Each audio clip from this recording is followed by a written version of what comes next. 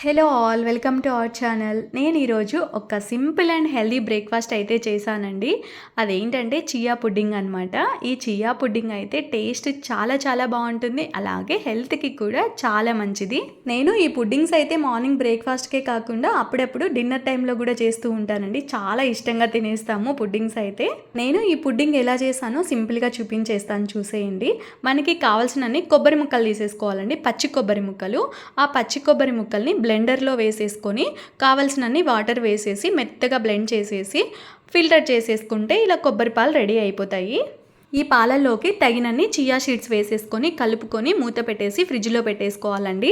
ఈ ప్రాసెస్ అంతా ముందు రోజు నైటే చేసేసుకోవాలి. ఈరోజు మార్నింగ్ చేసుకోవాలి అనుకుంటే ముందు రోజు నైటే కొబ్బరి పాలు చేసేసుకొని అందులో చియా సీడ్స్ వేసి కలిపి పెట్టేసుకోండి.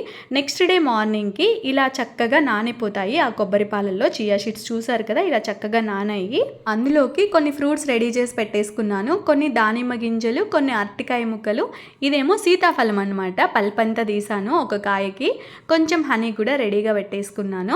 కొన్ని కాజు, కొన్ని బాదం, నానబెట్టిన బాదం అండి. పిల్లలకి ఎలాగో బాక్స్కి నానబెట్టేస్తాను కదా డైలీ, అవి కొన్ని బాదం పప్పులు ఎక్స్ట్రా నానబెట్టేసాను. అవే కట్ చేసేసుకున్నాము తొక్క తీసేసి. కొన్ని ఖర్జూరాలు కూడా వేసేసుకున్నాము.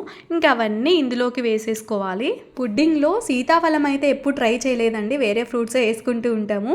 ఇప్పుడు సీజన్ కాబట్టి అది కూడా వేసుకున్నాము. టేస్ట్ అయితే అద్దరిపోయింది. సీతాఫలం ఇంకా టేస్ట్ ఎట్లా ఉంటుందో అందరికీ తెలిసిందే కదా. స్వీట్ ఎక్కువ తినని వాళ్ళు ఇందులో హనీ వేసుకోవాల్సిన అవసరం లేదండి. అందులో అరటిపండు అలాగే ఖర్జూరం వేసేసాం కదా, ఆ స్వీటే సరిపోతుంది. మేమైతే కొంచెం హనీ కూడా యాడ్ చేసేసుకున్నాము. ముందు రోజు నైటే కొబ్బరి పాలలో చియా సీడ్స్ వేసుకొని నానబెట్టుకోవాలని చెప్పాను కదండి. చియా సీడ్స్తో పాటు కొన్ని ఓట్స్ కూడా వేసేసుకోవచ్చు.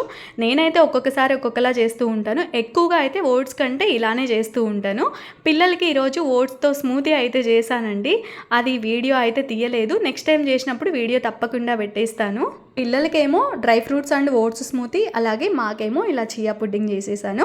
ఈరోజు మన మినీ వీడియో ఇదే అండి. వీడియో నచ్చితే లైక్ చేయండి, అలాగే ఇలాంటి మరికొన్ని వీడియోస్ కోసం నా ఛానల్ని తప్పకుండా సబ్స్క్రైబ్ చేసుకోండి. Thank you for watching.